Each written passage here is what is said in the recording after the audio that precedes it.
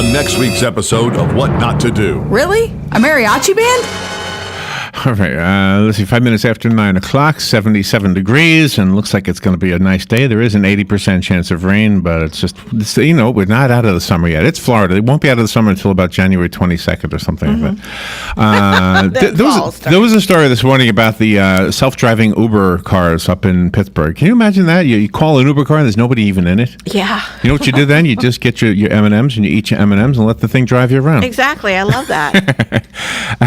Let me introduce you to Darrell Waltrip. I'm sure you know the name. It's an honor to have him on the show. Oh my gosh, so many credentials. Where do I begin with him? He's a NASCAR legend. Do I just say that?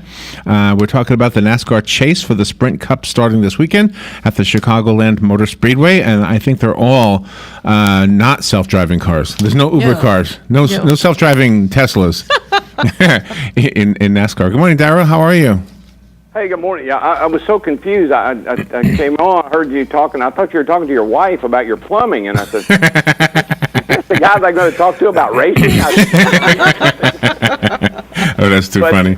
No, it's a pleasure to be on this morning, and yeah, we're just sitting around eating a bunch of M&Ms and talking about racing, and the chase is starting this weekend in Chicago.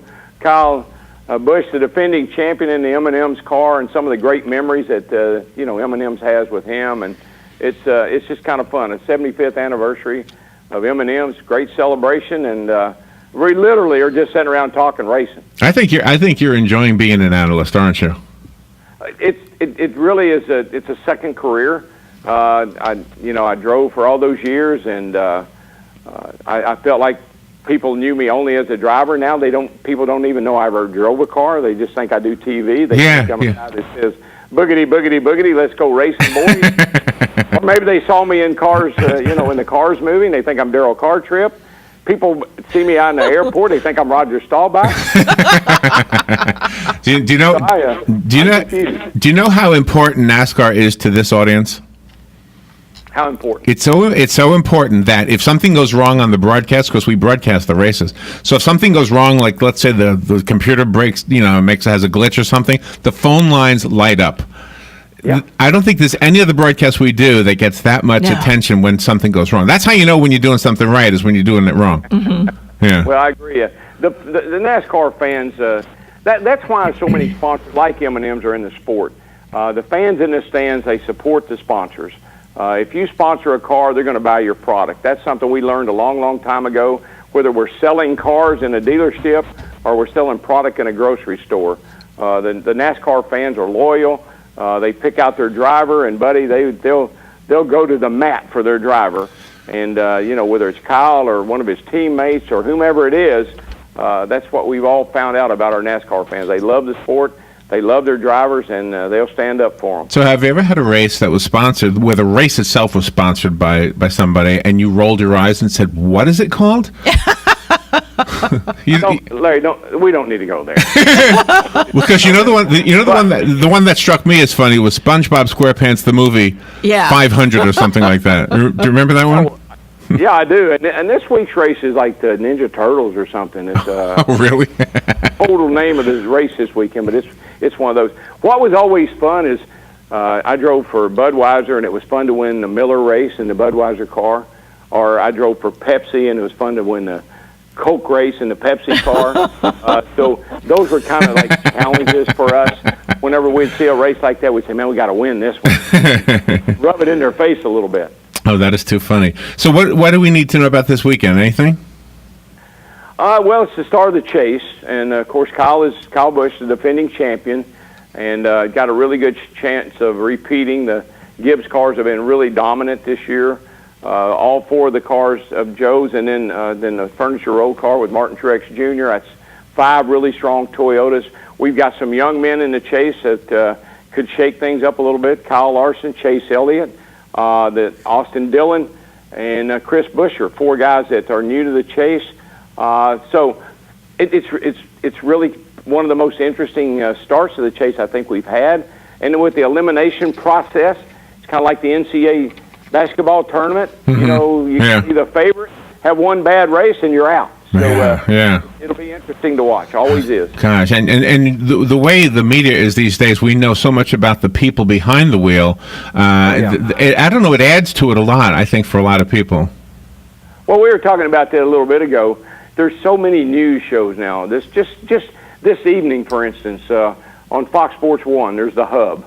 And right after that on MSNBC Sports Network, there's NASCAR America. There's a 24-hour NASCAR channel on Sirius Radio, XM 90.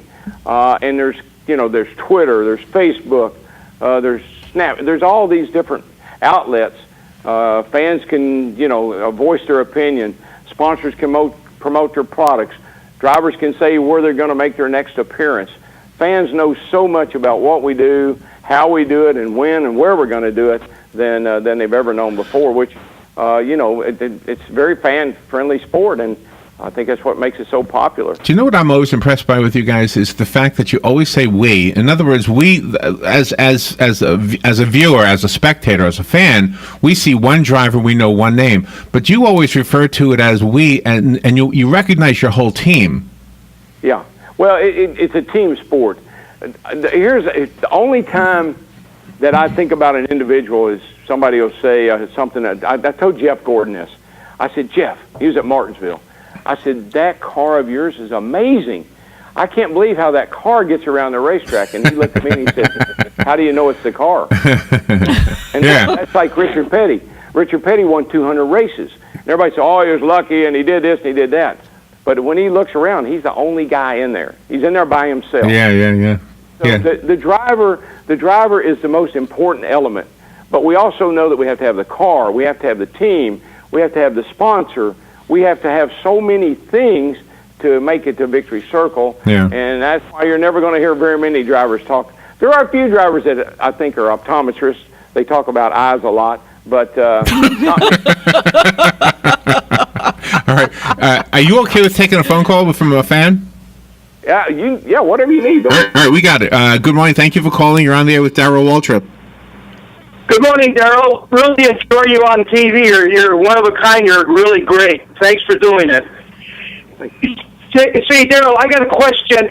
Do you have any kind of a reason why the attendances at the different tracks is kind of dwindling a little bit? Here's what happened.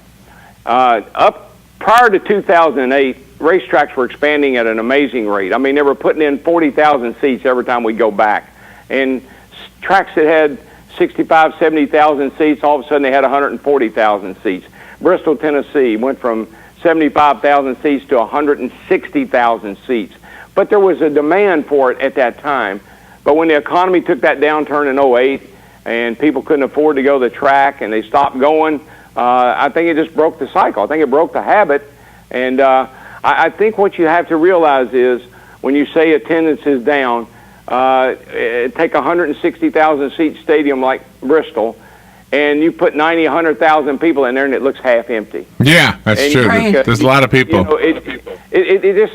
We still get huge crowds. We get anywhere from 75 to 100,000 people every week that we're at the track. But sometimes with these tracks expanding the way they did, a lot of tracks are taking seats back out because it doesn't look good to have all those empty seats. So it's expensive. I'll be the first to admit.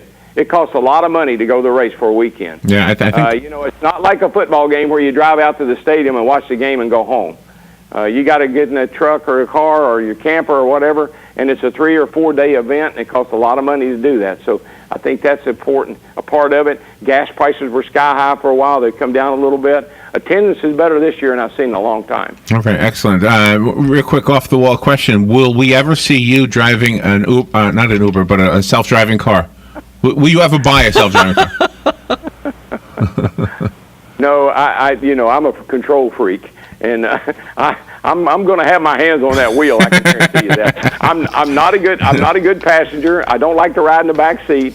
I like to drive. I like to be in control, and so I don't want to pass a car with nobody in it. It doesn't feel good to me. Thank you for giving us a fun interview, Darrell, and what an honor to have you on our show.